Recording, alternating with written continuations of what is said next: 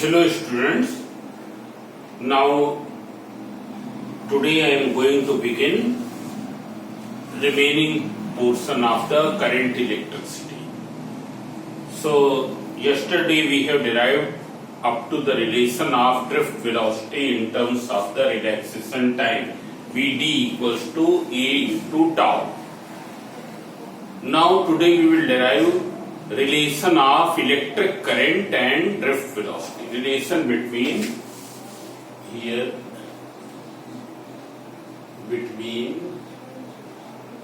electric current and drift velocity.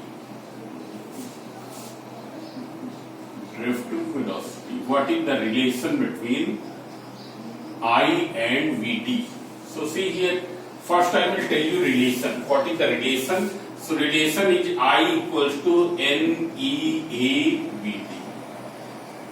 Now what is the meaning of these terms? So I know that it is the electric current, N is the free electron density. Already I have told free electron density, number of electrons per unit volume.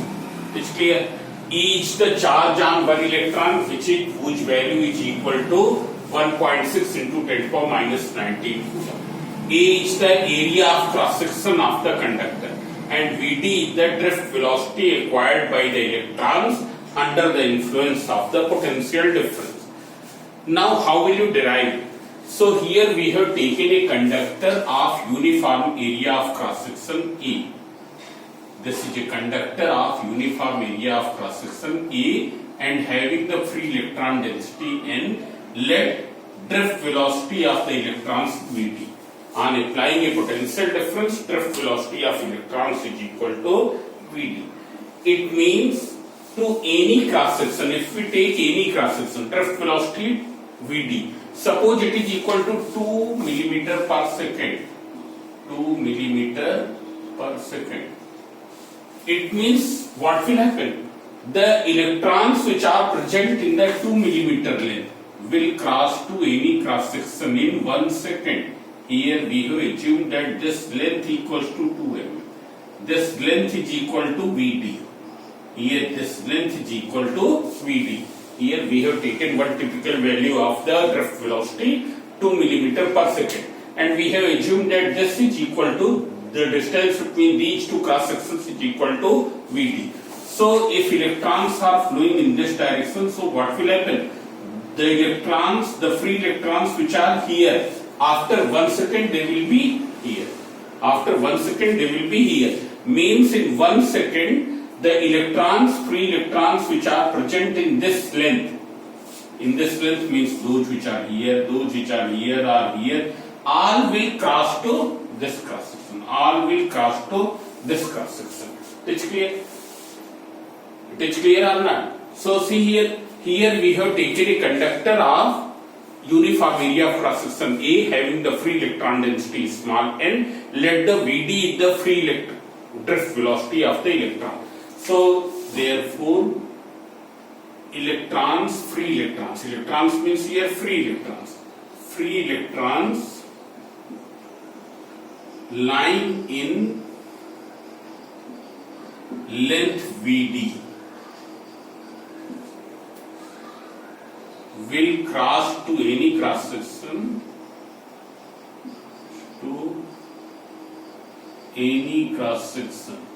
in 1 second. Now how much electrons will be there in this length? So see here what will be the volume of conductor corresponding to this length,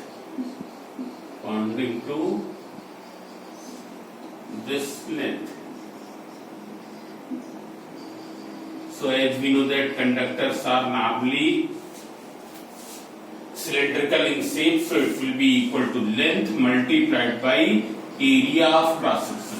What will be the volume of this portion? This much portion of the conductor has volume Vd into E. It is clear? Now unit volume is having how many electrons? In 1 meter cube there are n free electrons. So what there will be how many electrons in Vd length? Number of free electrons electrons present in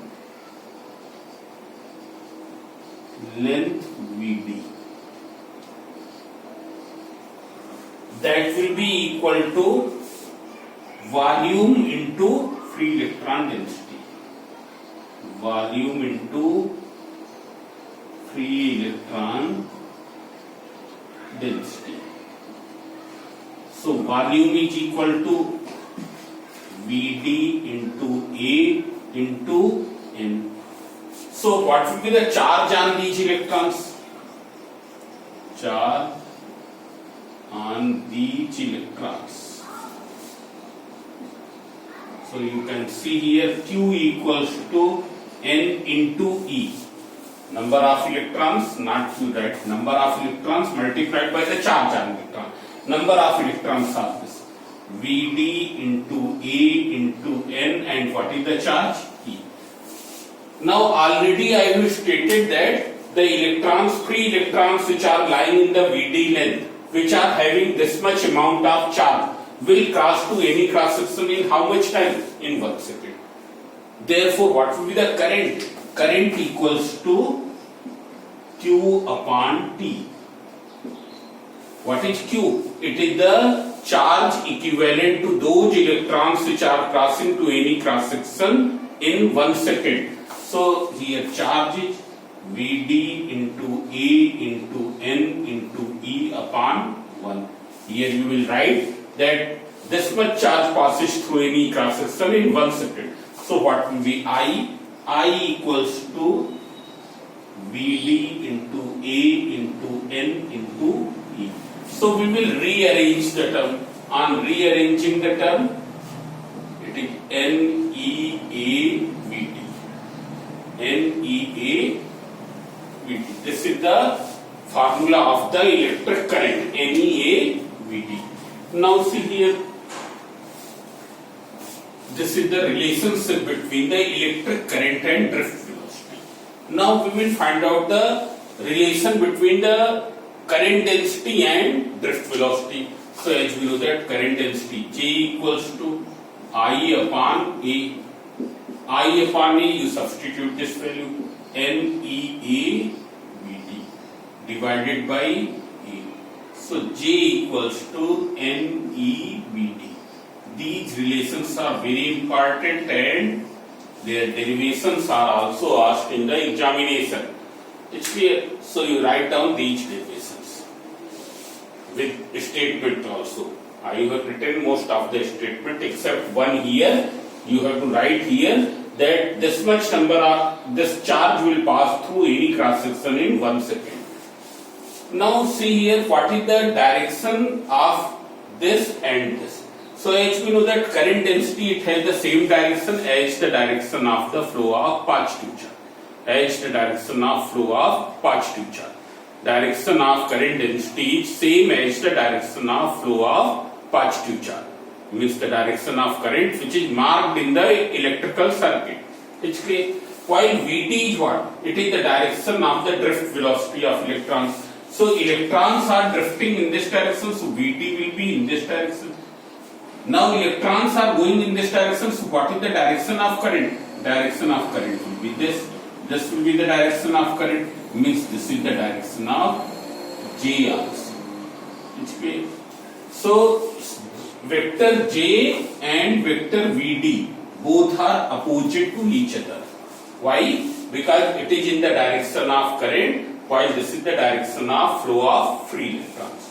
So as vector J and vector Vd are opposite to each other.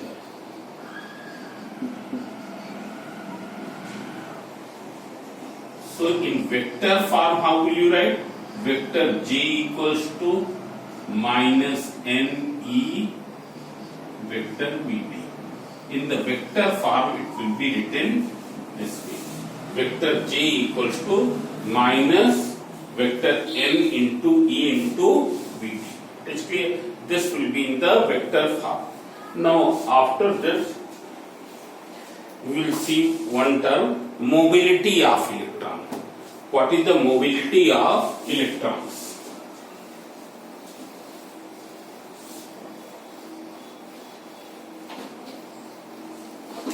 Now you can see here.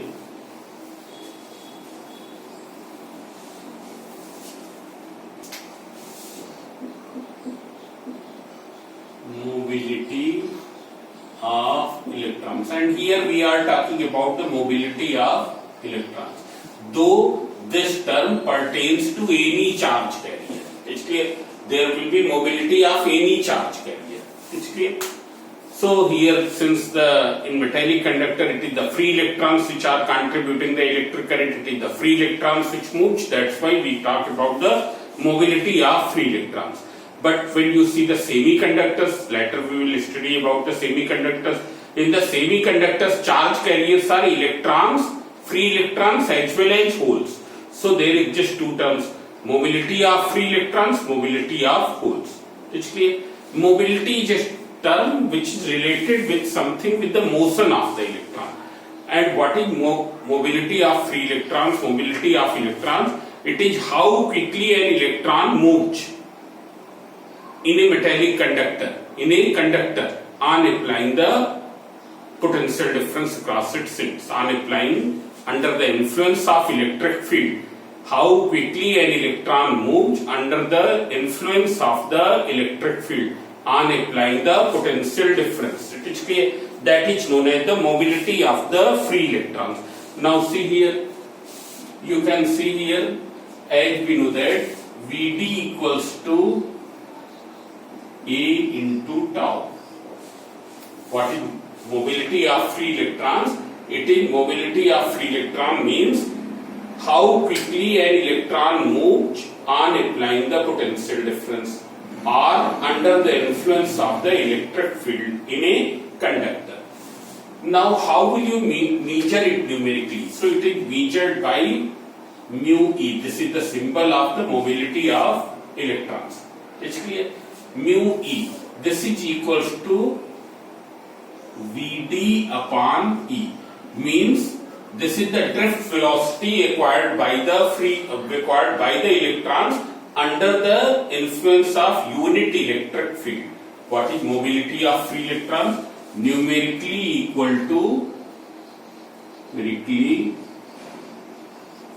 equal to drift velocity acquired by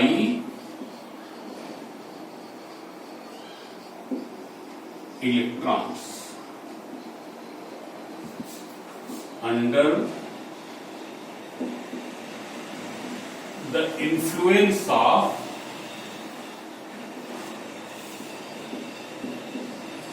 unit electric field. Unit electric field means E equals to 1 volt per meter. 1 volt per meter.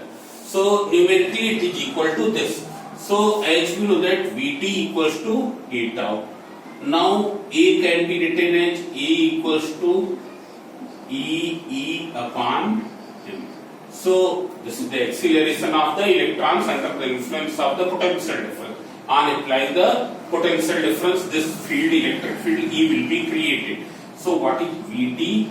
Vd equals to here E tau upon m. So you substitute it here. So what will be mu E? It is Vd upon tau. In place of Vd you write this upon m into tau. So mu E equals to upon m. This is not correct. When you will divide by, here not Vd upon tau, it is Vd upon E. Vd upon E. You make the correct. Mu E equals to Vd upon E. So E and E cancel, so it will be E tau upon m. So mobility of free electrons is given by this. Mu E equals to E tau upon m. As we know that E, it is having the value of this order or this value 1.6 into 10 to the power minus 19. Here tau it is 10 to the power minus 14, 15 this second, and m it is 10 to the power minus 31. So when you will simplify, it is something what? Something 10 to the power minus 33, and this is 10. So it will be nearly 10 to the power minus 2 millimeter, no, meter per second. Not meter per second, it will be 10 to the power minus 2. Nearly its value will be 10 to the power minus 2. It's clear. So mobility will be very small. Now what will be its unit? First you see the unit. So see here, unit you can derive from here. As already I have told, what is mobility?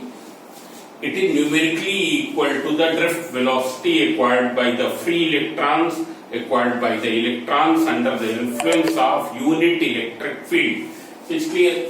You see this. What is Vd? It is meter per second. E volt per meter. So volt into meter. So when you will simplify, it is meter square per second per volt. It's clear. Or we can say it as meter square per volt per second. Meter square per volt per second. But it is a very big unit. So that's why practical unit is millimeter square per volt per second. Millimeter square per volt per second. Or centimeter square per volt per second. And its value is very small. Its value comes out very small. It's clear. So this is mobility of free electrons. Now what is the effect of the temperature over the mobility? So as you know that when you will increase the temperature of the metallic conductor, as we know that in a metallic conductor free electrons are assumed to constitute an electron gas whose motion will be governed by the gas law. In the gases we have seen, if you increase the temperature, motion of the molecules becomes more haphazard. It becomes more random. They will suffer frequent collisions, and when they will suffer frequent collisions, what will happen? Relaxation time will become more smaller. So here in the same way in the metallic conductor also, when the temperature is increased, what will happen to the relaxation time tau? Because mu e depends upon tau only. It do not depend upon these two. These are constants. Each constant, fixed value m is also constant. So when temperature is increased, T is increased, what will happen to tau? Tau decreases. And when tau decreases, so mu e decreases. Mu e also decreases. Mobility decreases. It's clear? So this is the mobility of the free electrons. Now after this, we can see one more expression of the mobility. Here you can see mu e equals to Vd upon E. Now just now you have seen a relation J equals to NeVd. So what will be Vd from here? Vd equals to J upon N into E. So you substitute here. This is not any new relation. The main relation is this. It's clear. So when you will substitute here, so mu E equals to, in place of Vd you write this J N into E into capital E. This is the mobility. It's clear. This is the formula of the mobility. Now after this, we will see what is resistance of the conductor. Next topic is this. It's clear. Yes, this is the next topic. Resistance of the conductor, so that also you know what is resistance. It is the obstruction offered by the conductor in the flow of current. It is the obstruction offered by conductor in the flow of free electrons. Because the current is constituted by free electrons. What are the charge carriers which are contributing the electric current? It is the free electrons. So what is resistance? It is the obstruction offered by conductor in the flow of current, in the flow of free electrons. And this obstruction creates, because of which when there will be the collision of free electrons with the positive ions. Because you have seen, when there will be collision of free electrons with the positive ion, it will lose its energy and come to momentarily at rest. For a moment it will come to at rest. But because of the existing potential difference, it will once again accelerate. Once again the same thing will take place. Suffers collision, loses energy and come to rest. Once again it accelerates. So this process will take place again and again as long as the potential difference is acting. It's clear? So if there are no collision, then what will happen? It will continuously accelerate. It's clear? It will continuously accelerate. So what is resistance? It is the obstruction offered by conductor in the flow of free electrons. This obstruction creates because of the collision of free electrons with the positive ions. More the collisions, more will be the obstruction. It's clear? More the collision, more will be the obstruction, and means more will be the resistance. Now how will you measure it numerically? So suppose I am applying a potential difference V across the conductor, I current produces in that conductor. Suppose I am applying a potential difference V across this. Current I is produced here. What will be its resistance? Resistance is given by V upon I. This is known as electrical resistance. It's clear? So how will you define the resistance of a conductor? Resistance of a conductor is numerically defined as the ratio of the potential difference to the current produced due to that potential difference. R equals to V upon I. What is its qualitative definition? That I have told. It is the obstruction produced by the conductor in the flow of free electrons. This obstruction creates because of the collision of free electrons with the positive ions. More the collision, more will be the resistance. So it is numerically equal to this. Now what will be its unit? So you know the unit. What is the unit? Ohm. You can see from here, V is measured in volt, I is measured in ampere. So volt per ampere, but we don't call it as volt per ampere. It is ohm. It is ohm. Which means 1 ohm equals to 1 volt upon 1 ampere. Means resistance is said to be 1 ohm if 1 ampere current produces on applying a potential difference of 1 volt across the ends of the conductor. Resistance of a conductor is said to be 1 ohm if 1 ampere current flows through it on applying a potential difference of 1 volt across its ends. If on applying a potential difference of 1 volt, 1 ampere current flows, resistance is said to be 1 ampere. Now see here, there are some bigger units, kilo ohm, mega ohm, that you can see from the book. It is clear. So that I am not doing. That you know, kilo ohm, mega ohm, and one more thing. Its dimensional formula. How will you determine dimensional formula of resistance? So as you know that resistance is what? R equals to V upon I. So first you find out the dimensional formula of V. V is what? W upon Q. W means, in terms of dimensional formula, ml square T minus 2. Q A into T. So when you will simplify, it will be ml square T minus 3 A minus 1. Then I is a fundamental quantity. What is its dimensional formula? A. So when you will simplify here, so it will be ml square T minus 3A minus 1. It's clear? Divided by E. So I am simplifying further. This is the dimensional formula of resistance. There is one more term, conductance. Conductance is the reciprocal of resistance. It is the reciprocal of resistance, is known as conductance. Conductance G. It is the reciprocal of resistance. What is its unit? Its SI unit is unit of resistance is ohm, so it is ohm inverse. It is ohm inverse. Ohm inverse is the unit of conductance. It's clear? Now after this, Ohm's law. Ohm's law also you have studied in the class 10th. It's clear? So what is Ohm's law? You see. And Ohm's law is not a universal law. It's clear? Because only metals are obeying to the Ohm's law only up to the moderate range of temperature. If the temperature will be very high, Ohm's law will not be obeyed. So it is not a universal law. It's clear?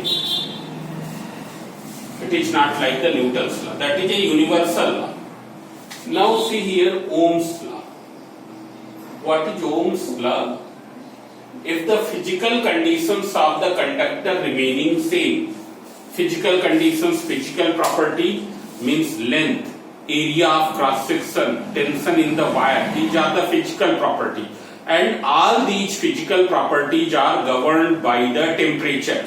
If you increase the temperature, what will happen? Length, area of cross section and tension in the wire will be changed. It's clear? So if the physical conditions of the conductor remaining constant, that is if the temperature remains constant, then current flowing through the conductor is directly proportional to potential difference.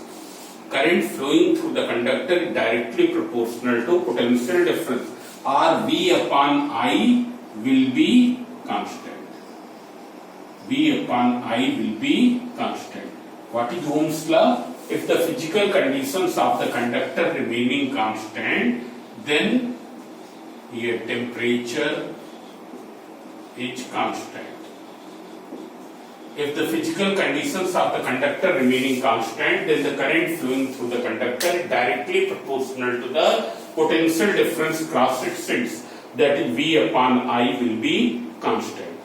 This V upon I is known as the resistance of the conductor that we already know. It's clear? That is V upon I equals to R. That is known as resistance of conductor. Resistance of conductor. It's clear? So this is the Ohm's law. Now see here, those conductors which obey Ohm's law are called the ohmic conductors. For example, metallic conductors. Metallic conductors are ohmic. Metallic conductors are ohmic. They obey Ohm's law.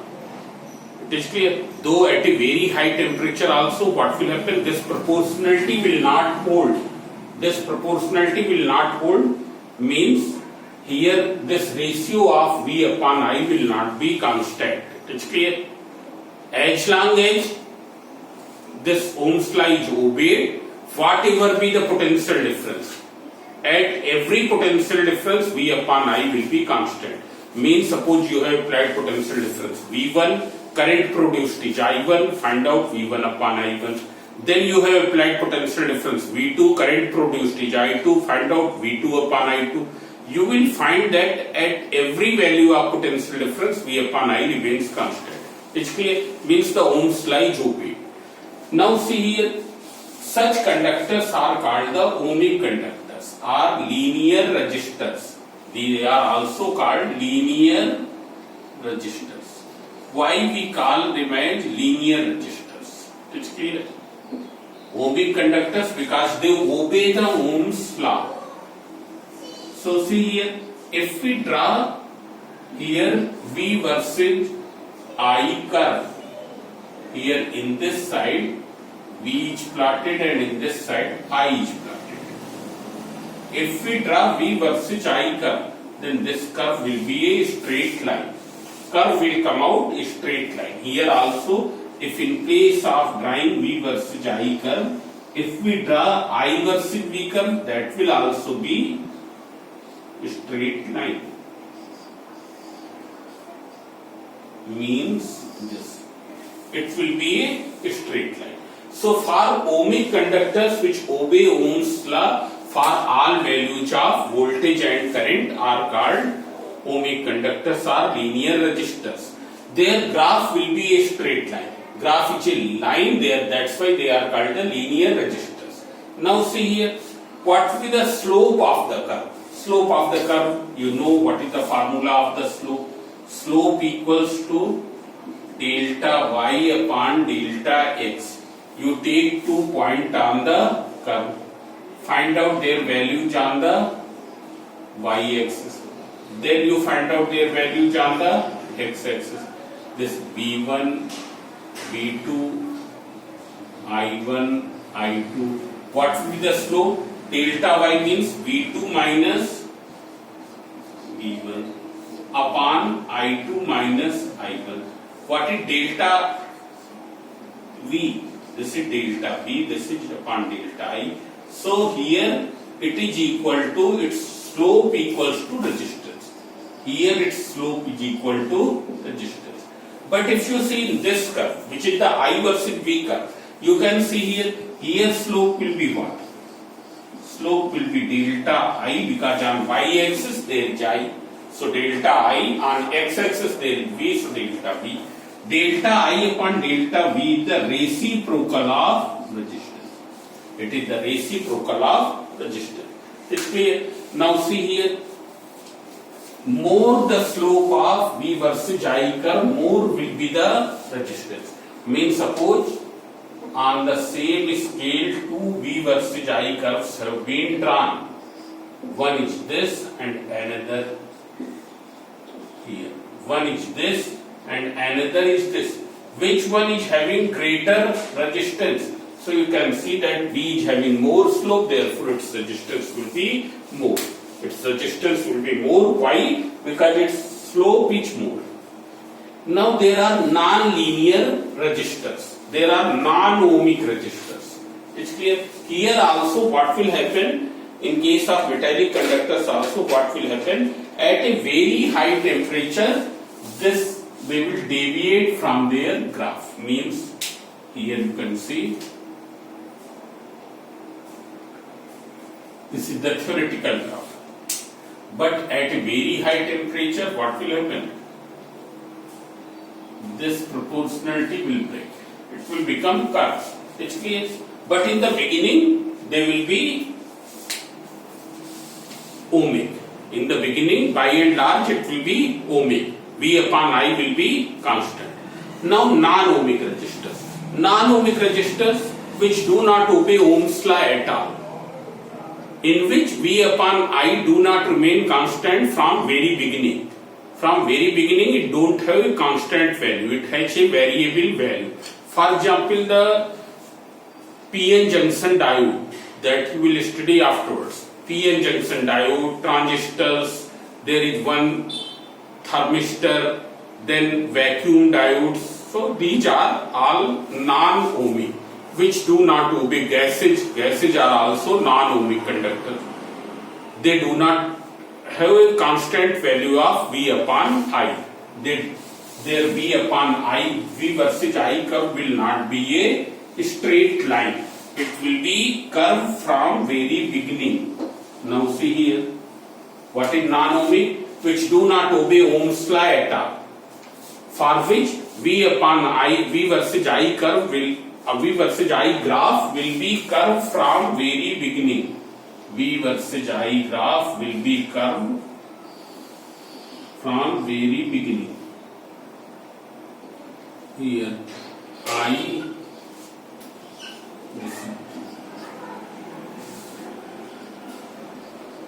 V. If we draw the curve, so it will be, it is the graph of vacuum diode. It's clear. It will be a curve from very beginning. How will you determine the resistance? So here resistance, at this part there will be some resistance. Here there will be some other resistance. Here slope decreases, therefore there will be less resistance. Here slope increases, resistance will become more. So here we will calculate resistance for a very small change in the potential difference, for a part of resistor. For a part of this, we will determine the resistance. That is known as dynamic resistance. Dynamic resistance. What is the dynamic resistance? It is the ratio of delta V to the delta I over a very small change of potential difference. Over a very small change of potential difference, so we have taken two closely spaced points. It's clear? Two closely spaced points, and then find out this upon this. This will be the dynamic resistance in between these 2 points. For some other points, its value will be different. For example, if we determine here, its value will be different for these points.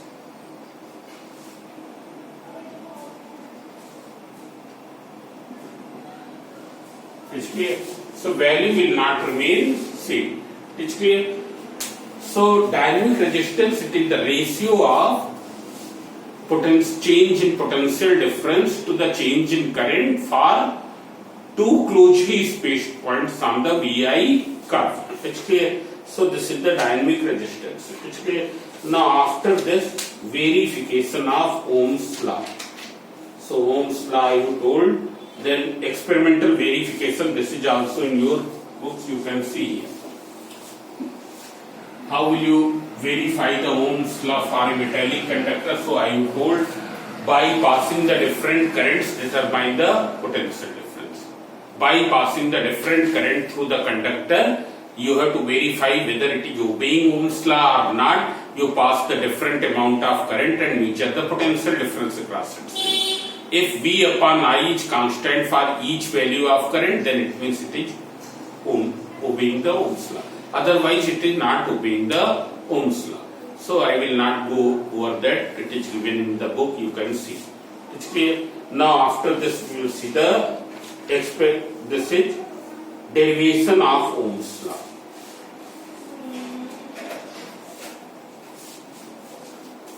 Derivation of Ohm's law.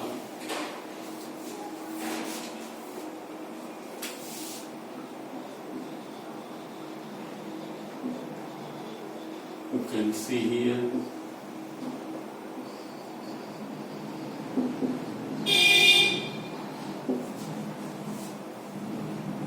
If we see derivation of Ohm's law, means you have to prove first, this thing should be very clear in your mind, that you have to prove that V upon I is constant. As long as temperature is constant, this value is constant. V upon I is constant. Now see here, what is the formula of electric current? So see here, I equals to NEA VD. We will write in the beginning, you can note down, we will write in the beginning, let us consider a conductor of length small l and area of cross section capital A. Let the free electron density of its material is N. Let on applying a potential difference V, its electron drift with a velocity Vd produces current I. What will you write? Let us consider a conductor of uniform cross-sectional area capital A. Let its length is small l and free electron density is small n. Let on applying a potential difference capital V across its ends, electrons acquire a drift velocity Vd and contributes a current I, produces a current I. Therefore, I equals to NEA Vd. I equals to NEA Vd. Now see here, as we know that Vd equals to A into tau, and A can be written as EE tau upon M. A can be written as EE upon M, and E can be written as, what is E? It is equal to V upon L. So it is V tau upon Ml. EV tau upon Ml. So you substitute here, I equals to NEA, and in place of Vd you write EV tau upon Ml. Now you bring this V in this side. I upon V equals to NEA into E tau upon M. When we will simplify further, so N E square tau upon M, that thing we will write together. N E into E square into tau. A is left here, so A you can write here and L this. It's clear. So I upon V equals to N E square tau upon M into L upon E. Now see here, as long as temperature remains constant, what will happen? This value will L, A and tau will remain unchanged. As long as temperature remains constant, the values of L, A and tau will remain unchanged. These values are the constants. This is the free electron density. This is that electronic charge, and this is mass. So as long as temperature remains constant,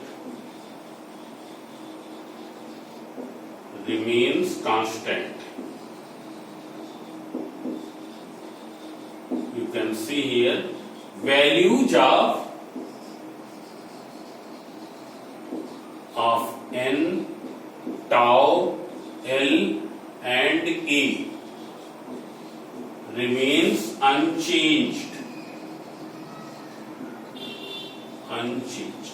It's clear. If when the temperature is increased, what will happen? More free electrons more valence electrons will become free. It's clear. When the temperature will be increased, then more valence electrons will become free. So N will increase. It's clear. Tau will decrease. Length and area of cross section will also change on changing the temperature. But as long as the temperature remains same, they will not change. When they will not change, so what will happen? I upon V will remain constant. I upon V will be constant. Therefore, Ohm's law is verified. Ohm's law is verified. It's clear. So this is the derivation of Ohm's law. All these derivations you write in a notebook. These derivations are in your course. Now see here. We can see from here, if we write the value of R in terms of these parameters, what will you get? R equals to, as we know that, R equals to V upon I. V upon I means M upon Ne squared tau into A upon L. It's clear. This is the expression of R. This we will write purposely inside the bracket into A upon L. It's clear. Now see here. Here if we see, then we will find these things. This bracket, it is something which depends upon the nature of material of conductor. It is something which depends upon the nature of material of conductor.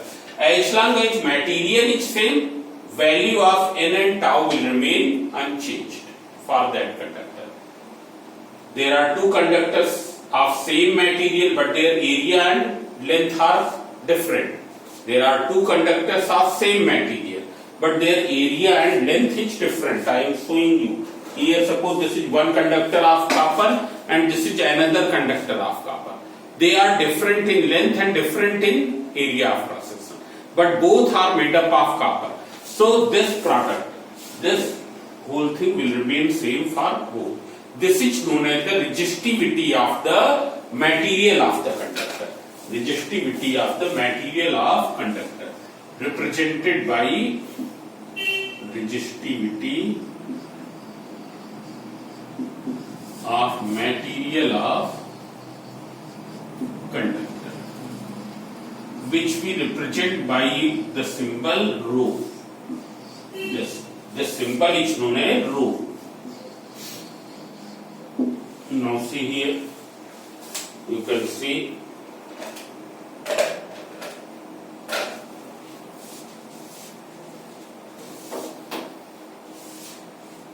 so R equals to rho into L upon E. This is one relation. It is clear. And where rho is what? It is M upon NE squared tau. Over the same thing we will reach by another way also. It's clear. From here we have got this. It's clear. Resistivity of the material which remains same as long as the material remain unchanged. Material remain unchanged.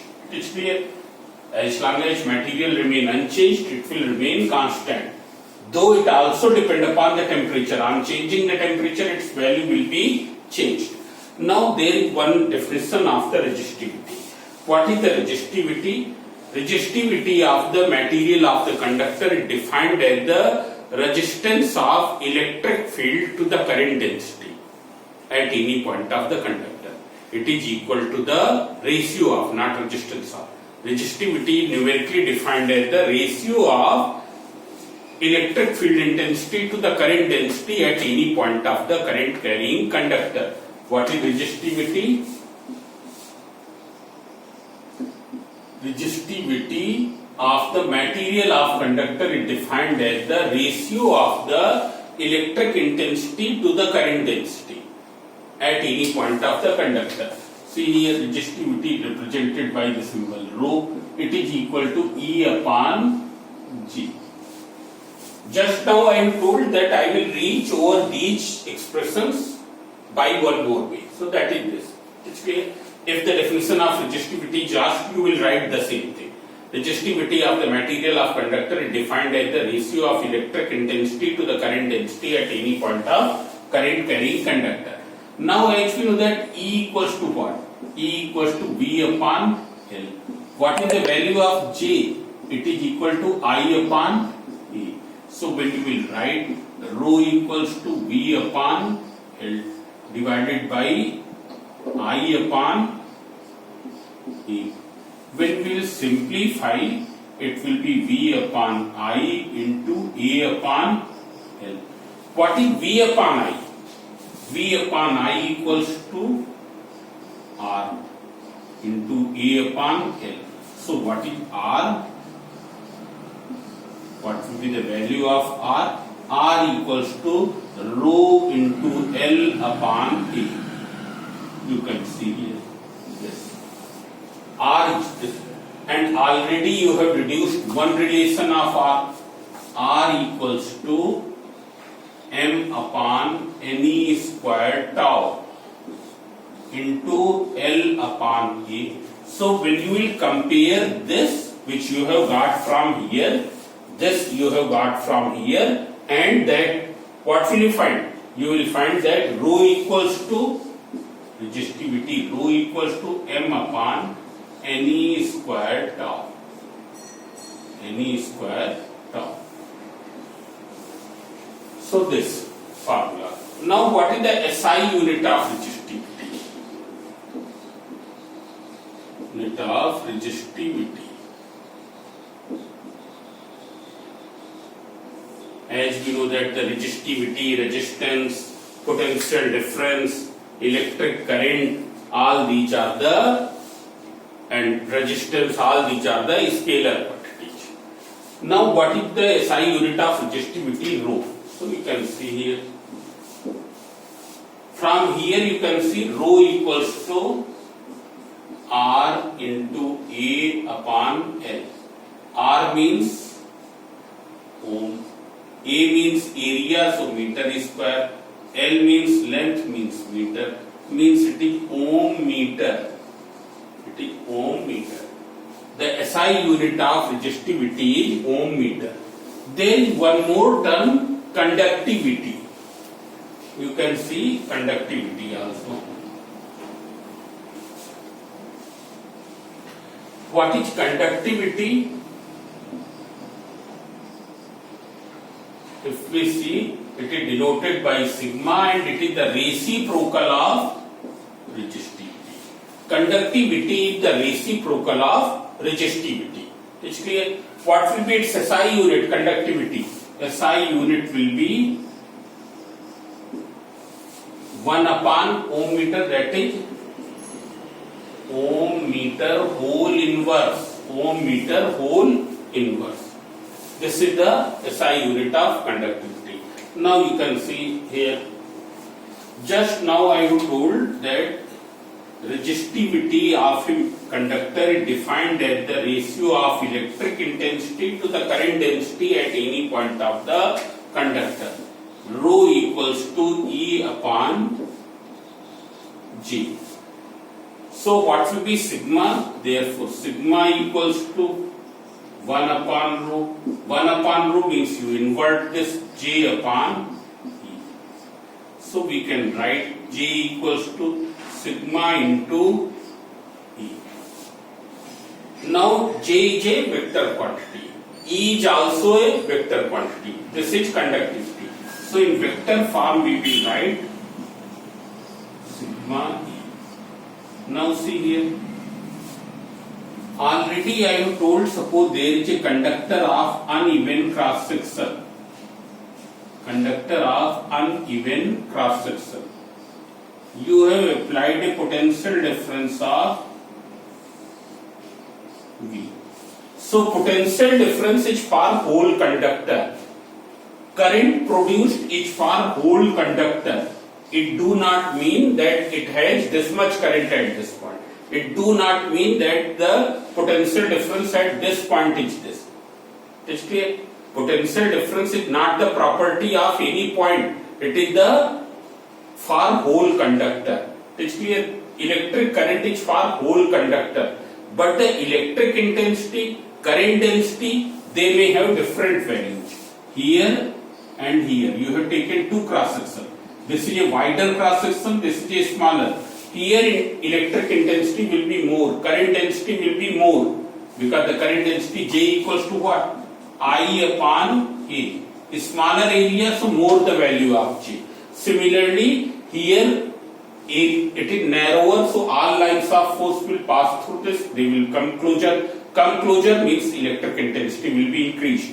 Here E and J will be smaller. So electric intensity E, current density J, these are the point parameters. They have the different, they may have different values at the different points of current carrying conductor. It's clear? So you can see here, starting from the Ohm's law. Starting from the Ohm's law, we have reached here. This also we have got from the Ohm's law. It's clear? You can see here how you have reached over this from the Ohm's law. We can see here. R equals to V upon I. Now this is equals to what? Rho into L upon E equals to V upon I. This you bring in this side, so when you will bring in this side, so rho equals to V into A upon I into L. Now rearrange the term. V upon L divided by I upon E. So V upon L is what?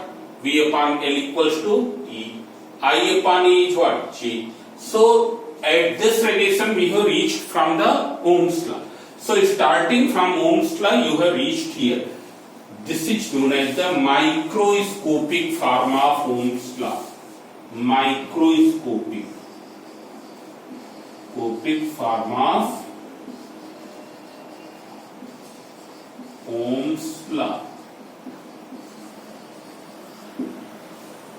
So this is microscopic form of Ohm's law. So up to here I have done. Now what is the effect on the resistivity? What is the effect on the resistance of the dimensions of the conductor? It's clear. That also you can see. So you can see here.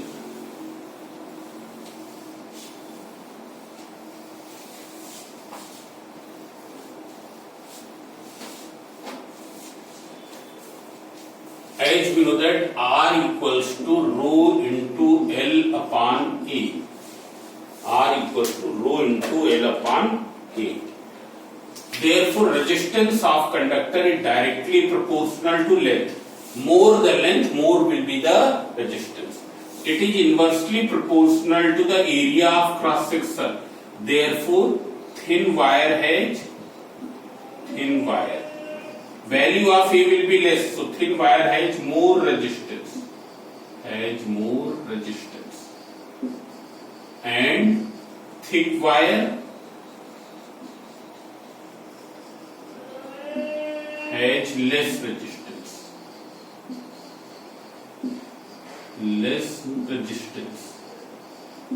Thin wire has more resistance, thick wire has less resistance. It's clear? Now, one more thing. It also depends upon, resistance also depends upon the nature of material, because the value of rho depends upon the nature of material. Copper, iron, both will have different values of resistivity. It's clear? So it depends upon the nature of material, and therefore resistance also depends upon the nature of material of conductor. Now there is one thing.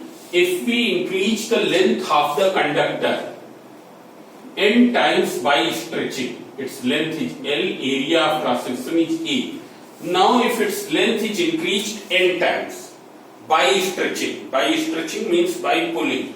So what will happen? Length will become n into L.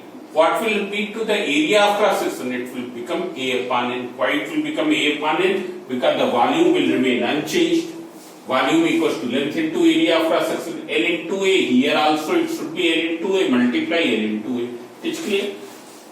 What will happen to the resistivity? There will be no effect on the resistivity on stretching because the material is same. So what is the resistance in the first case? Resistance in the first case, it is equal to R1 equals to rho into L upon A. R equals to rho into L upon A. What is the resistance here?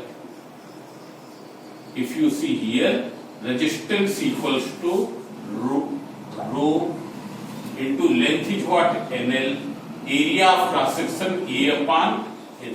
When it will multiply rho into NL into N upon A.